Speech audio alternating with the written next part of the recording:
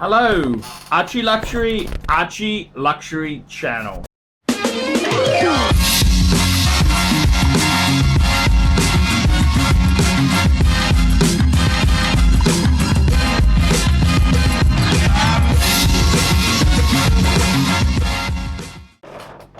Hello, I'm Paul Pluta, and thank you for watching the Paul Pluta channel.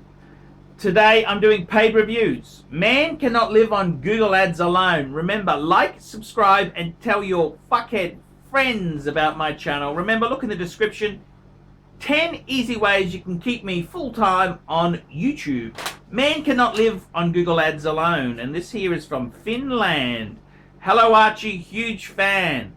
Here, I used to be a hater after seeing your videos about Tag Heuer and that it was a shit brand a couple of years ago. I had just purchased a Tag Heuer to that, and I wasn't really as interested in watches as I currently am. Anyway, as I got more and more into watches recently, I realized that myself as well, and YouTube kept recommending your videos to me, and I was like, hey, maybe this guy isn't full of shit after all.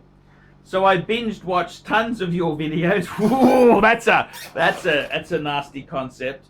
And I can now admit that I'm a fan. And I believe your channel should be at least 10 times bigger than it currently is. Okay, so I'm right now thinking about purchasing a new watch, and I am kind of in between with the Rolex Submariner date version with the ceramic bezel. I know you think of the ceramic, what you think about ceramic, but I've read tons of info on this subject and haven't seen one report of the bezel breaking.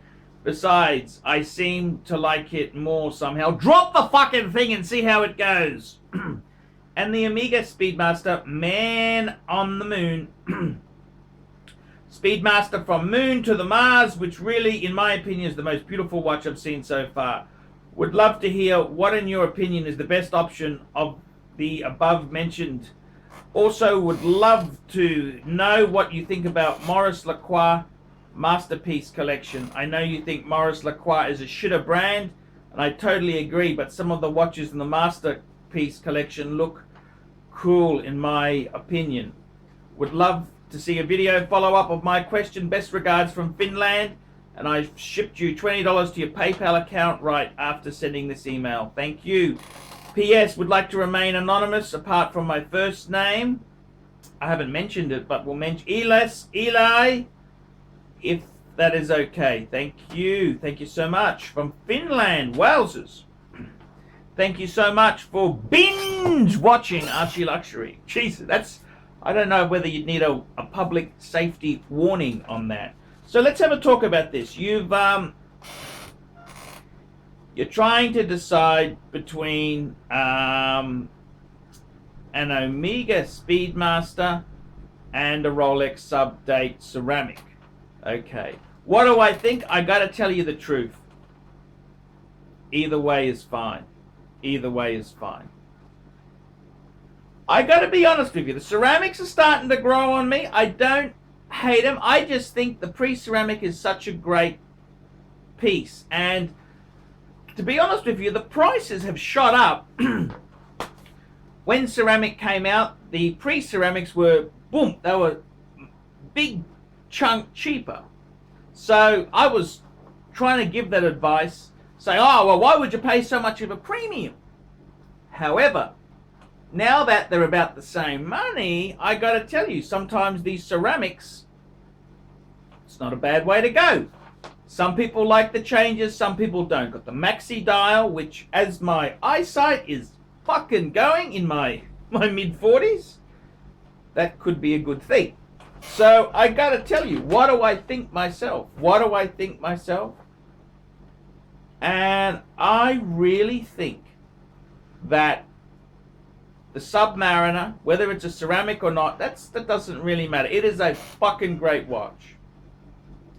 Superb watch. If you only have one watch, Submariner, superb choice. I don't think you can really go wrong with that. It is very, very cool. Same thing can be said for the Omega Speedmaster, man on the moon. It's a great watch. It's got so much history, so much things going forward. As a first watch, now this advice, you got to understand, when I give advice, this is just basic general advice. If you love the Speedmaster so much, you think it's the most beautiful watch in the world, man, I think you've answered the question. You've answered it yourself. You don't need me giving my opinion. I would honestly say you really think the Speedmaster, it is a cheaper watch, more affordable, easier to get into. It is a fabulous watch. I'd grab it as a first watch. It's a fantastic watch. However, if you're undecided, if you're not sure, I would say to you, the benefit of the Submariner is, A, it's a Rolex. People love Rolex. And B, it is waterproof. A chronometers really aren't waterproof. Okay, it doesn't matter whether it's a Patek Philippe, whether it's a Omega Speedmaster Man on the Moon, they're not really waterproof. Yes, there's the Daytona. Yes, there's the Seamaster chronograph, which it's a diving chronometer. Yes, I get it, but I'm just telling you, generally speaking, it's not waterproof. The Speedmaster Man on the Moon is also a little bit hard to live with for some people because it's got a plastic glass, whereas the Sapphire, which is on the Rolex, well, in modern times, since the 80s onwards, the sapphire crystal is more easier to live with. So, plastic, not waterproof, plastic glass, that's the Halcyon glass, not waterproof, and you've got to wind it up because it is a manual wind watch, whereas the Submariner is an automatic.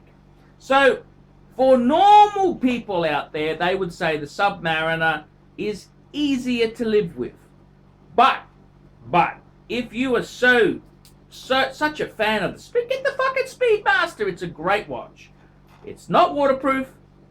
It's a little bit vintagey, like the Halcyon glass, and it's not a dive watch. But it is a fantastic watch. It's a great watch. So, if, in my opinion, there a Rolex Submariner or a Speedmaster, hey, they are both good choices. If you're leaning one way on one, I'm not going to talk you out of it. I'm just saying, in my opinion, I've said that I like the Sub as a first watch because it's automatic, it's waterproof, a little bit more modern.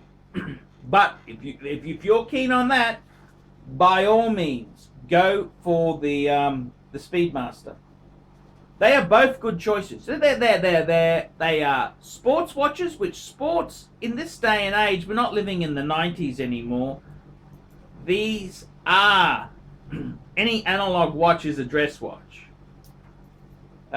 Sports watches, steel, they're classic, iconic. I mean, how can you get a better buy? You really won't lose a lot of money. You buy that on the used market, you really won't do too badly. You can even buy them on the new market, and after a bit of inflation has done its magic there to pricings and that, you really won't do too badly. So I think both of them are super cool. And I don't think there was a bad decision at all. It's like saying to me, well, should I go for the GMT or should I go for a Sub? They're both cool. They're Rolex Sport Steel. Cool. My opinion, if I had a choice, I'd probably go the Sub. But that's because I love the Sub as much as the Speedy. If you think the Speedy is better and cooler, go the Speedy. It's cheaper. It's an iconic watch. You'll have no problem with that piece. If you need to sell it down the track, it's like money in the bank. Let me give you the drum. So that's a no-brainer. Either way, perfectly fine. It's like a businessman saying, hey, I need a car that's, shows that I'm the important businessman. Do I buy a 5 Series BMW or do I buy an E-Class Mercedes? Man, they're both bulletproof answers. They're both schmicko beautiful things. Now, your next question there is about the Maurice Lacroix masterpiece. It's a fucking shitter of a brand. It's shitter of a brand. I mean, don't go anywhere near that brand. They're fucking shitters. Shitters, shitters, shitters. I mean, wristwatches is all about snobbery. Okay? Snobbery. Maurice Lacroix is for people. It's for people who know nothing about watches. They are shitheads.